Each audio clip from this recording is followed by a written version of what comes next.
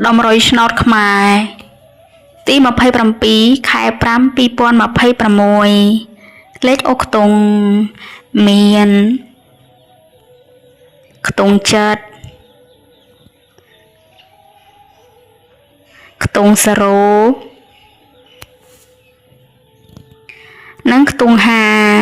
5លេខរងមាន76 08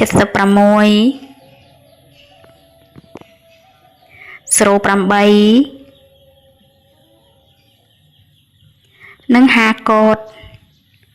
3លេខមាន711និង850កូដ